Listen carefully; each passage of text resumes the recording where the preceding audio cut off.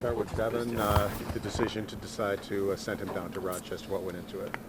Yeah, I think you guys have heard me talk about many times that, in a perfect world, you don't have a three goalie system. But, based on if you go back to training camp and the situation we were in, the situation around the league, we felt it was the right thing.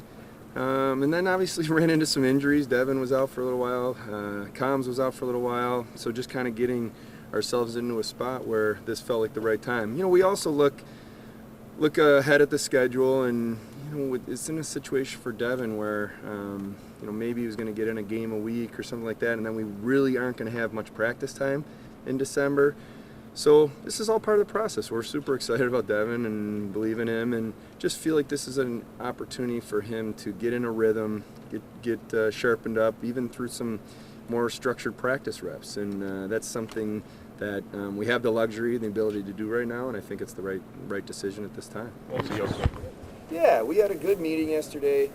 Myself, Donnie, Mike Bales, sat down with him, probably spent about a half hour, and just what I wanted him to hear. And trust me, I've been on the other side of that, and sometimes you don't hear things, or you only hear certain things. What I wanted him to understand, this is perfectly normal. We've talked over and over again about I don't think there's a perfect scenario that you have to follow. Say this player has to go this path, but in this situation, this is the right thing to do. And he understood. He asked questions. We talked to him. We told him that we believe in him, and this is just part of the process. And also, Rochester has really done a nice job over the last few years of working with players and helping develop players. And so, yeah, he understood. He was good. He was positive. He asked questions, which is what you want. But I also think it was important for Balesy to talk to him a little bit. His message was great, about being present. And when you have an opportunity to play in the American League, sometimes it's actually it's a gift, because you can kind of flip your mindset a little bit and just focus that day on where you are and getting better. And then, I thought Donnie also, it was a good job of kind of resetting, asking Devon questions. Ultimately, what's your goal? And if your goal is to be a great goalie in the National Hockey League, then sometimes these are opportunities to work in your game and do that. So, yeah, all positive, all part of the process for him. Kevin, is there a certain game mark you would like? He's 21 years old. You'd like to get him 40 if it's between here and there, and yeah, not really. I think you just have to be open and flexible. Yeah, maybe in the back of our mind, you have a little bit of an idea, like what would be, if you were sitting in July, fast forward in July, say, hey, it'd be great to have this many games. But I think you also just have to be flexible and open to what the situation dictates. And I do see an opportunity when you look at the calendar of him being able to really get games right now, and practice, which you already heard me talk about. So no timeline, we'll monitor it. I think it's a good opportunity for him to be him, and we're excited about his future. Is there also a benefit for him to work on his game where there's not the pressure of being in the NHL? I mean, because night in and night out, it's not like he's going to face any easy team. It's difficult every night. Yeah, I mean, this is a tough league. Everybody knows that. And, one thing that we have talked about organizationally, and we shared this with Devon, is as a goaltender in the National Hockey League, you're no longer in having the ability to think about development. You're thinking about it's winning, and it's winning that game any way you're going to win. Now in Rochester, obviously, we want to win every game, but you're also focusing on your personal development, and so some of that just is able to get reset a little bit. And sometimes the rules dictate that you can do it depending on where a player is in his contract or in his career.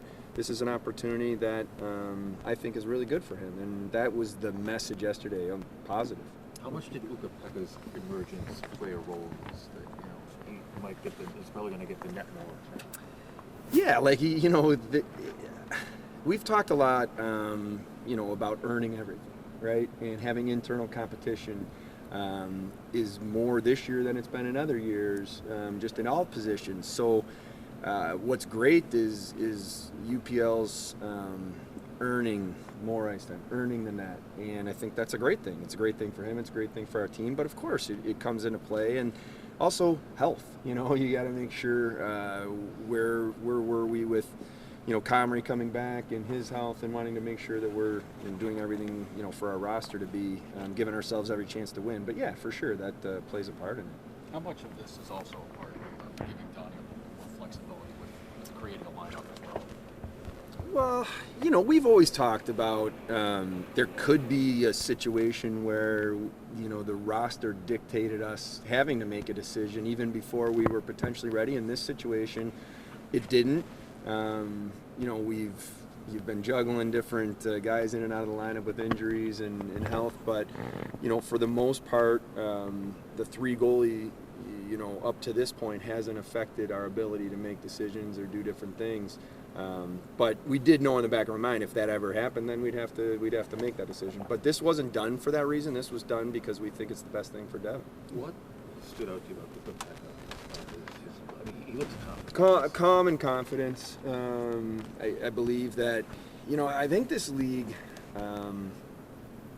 has a way of rewarding work, and you could see the work that UPL's put in over the last few years on the ice, but also in the off season, his conditioning. And when I personally believe when you do a lot of work, and it also now gives you a mental confidence and an edge to know that you can back it up. You know, so when he goes out there now, he believes in himself and his abilities, that the team believes in him. He has a confidence, a calmness, but it's backed up with the work, you know. And so I'm happy for him. He's a competitive kid. He's a hard worker. His details on and off the ice have continued to mature and get better and better, and now you're seeing him perform. Is Jordan Greenway back now? The plan today is that he'll be at practice, and I'll sit down with him after practice and see where we go. But yeah, the hope is that he's back today. I know you've got some time, but with Zach Benson, is there any chance you let him for World Junior? Is he? Are you playing Canadian too well? or American? Yeah, like I actually talked to Scott Salmon yesterday from Hockey Canada, and of course they would love to have him. And I just told him I don't want to close any doors right now. I want to monitor the situation because, as you guys know, in this league, week to week, things can change, or where are you? But the way I look at it, we're going to do what's right for the Buffalo Sabres and Zach Benson first. And if we thought that there was something made sense to put him in that position, hey, I'm a big believer in playing for your country. I'm a big believer in World Championships, Olympics, World Juniors. But I'm a big believer in doing what's right for the Buffalo Sabres first. So we'll see where we are in the next week or 10 days. When the way Zach performed in those last 3 games, after he was healthy. Is what I'm trying to say. Did he make it a lot easier, your decision, with the way he performed there? Yeah, you know, you're taking all the information in, and one of the things that I didn't want to do from my, you know, in my job was make a decision when you know someone's not quite healthy. And so it was really important for him to kind of get that time to get healthy and then come back and see where he was at. I've been open all along to, you know, you hear me talk about this all the time. What is the best thing for Zach Benson in a short term, but also thinking about his entire career and setting him up for success? What's the best thing for our team, short term and long term?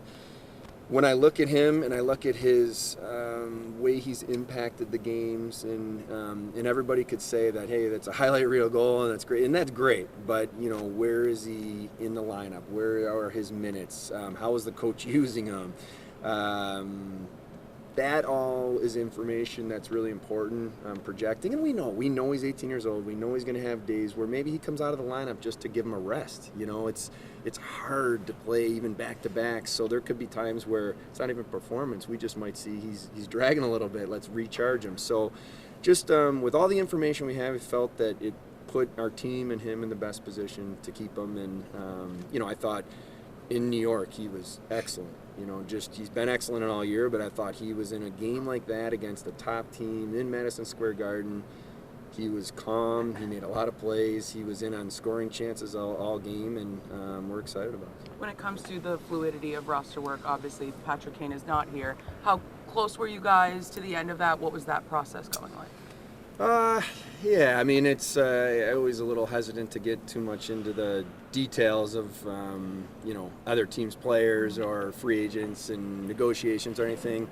What I think I would probably be comfortable saying is that he knew we were interested dating back to July 1st, and the conversations I've had with Pat Brisson dating back to summer were that we're very interested and keep us posted as he was progressing from not just the medical side, but where he's at, where his head's at. We did do a meeting with him, Pat, myself, Donnie, others were on the call. He asked a lot of questions, we answered questions, we asked him questions. Ultimately, when you get into situations where free agents are going to have a choice, that's it. They make their choice, and obviously he's going to a division rival, and it's time to turn the page and now look for how we can find ways to beat the Detroit Red Wings. So that's the way I look at it. You're talking about earning things. Ryan Johnson, is he even ahead of maybe where you thought he would be at this point in his career? Yeah, I think that's fair. Hey, I'm a big fan of Ryan, dating back to watching him with the Gophers, but I can tell you that, if you had asked me this question last year, I would have thought he would just be one of those players that we're really excited about. He's going to take time. But honestly, from day one of rookie camp, he has shown a maturity and a confidence on the ice. You guys saw it through training camp.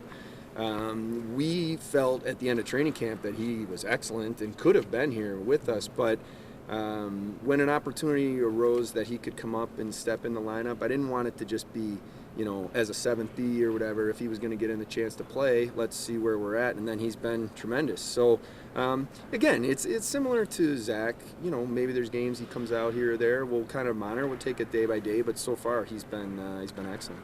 With the door closed on Patrick Kane, just how would you describe your interest or urgency, I guess, in adding to the roster at some point this season? Yeah, I think my job is to make sure I'm in on every conversation, whether that's free agents that we think can potentially help, or trade options, or different scenarios that would improve our roster.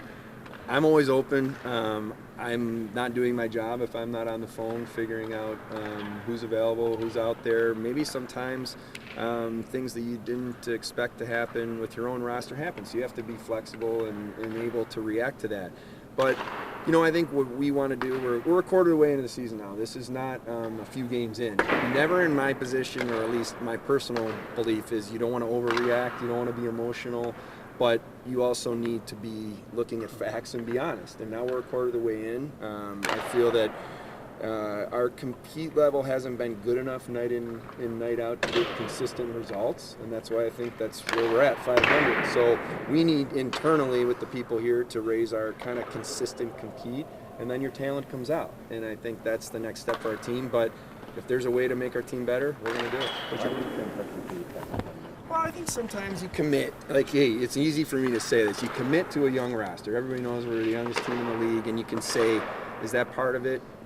Yeah, I think it's just learning to find ways mentally to get yourself where you need to be night in and night out. The line and the margin in this league is so fine. So I think that's the next step for our team. And it doesn't just happen year to year. It doesn't just say, okay, the majority of the team's back now, you're just going to be right at that same level. It takes work. So that's something that we've talked a lot about. But that's our challenge. I truly believe if we consistently compete at a very high level, our talent will have an opportunity to come through. And I think you saw that the other night in 2 examples. One against Jersey, where it wasn't there, and that's what happens. And then 48 hours later, it was there, and now you see us in a tough building, it's a tough team, perform well. So that's the next step for us. Do you think maybe some of the players didn't realize that you don't pick up right where you left off in the next year? Yeah, and I also think, we believe in ourselves as a group, and we believe in the talent we have, but sometimes it's the order of operations. I think as a player, in my opinion anyways, the compete has to come first, and then the talent comes out. If you try to, think that you're going to go out there and it's going to be based on hey, I'm a little more talented than this player, either individually as a team, that goes first. I think it's challenging in this league. It is such a competitive league, shift after shift, puck battle after puck battle, the little things that add up over the course of a game. Just in my opinion, we haven't been quite sharp enough consistently. And when we do that, I truly believe in the group, and I think we're going to be a really good team. Now, hopefully we can use that Rangers game to kind of jumpstart us into the next part of the season. How's Tage progressing? Good. He was just re-imaged. Hopefully he's on the shorter end of the timeline, but still a little ways away, but definitely in a good spot. And Jack Quinn? Jack, I would say, it was great. He came on the road. I think that was two things. One, mentally, just to get him, there, and then two, just to be a little bit on the ice with the team. He is right on schedule. Again, it's hard to say exactly, but I think you're talking right around that January 1st time that we've been hoping for is still in range.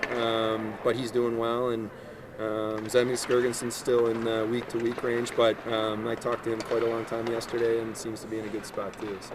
Did you ever anticipate having a defenseman on the roster, and how much is Johnson kind of forced that? Yeah, I mean, again, it goes back to me.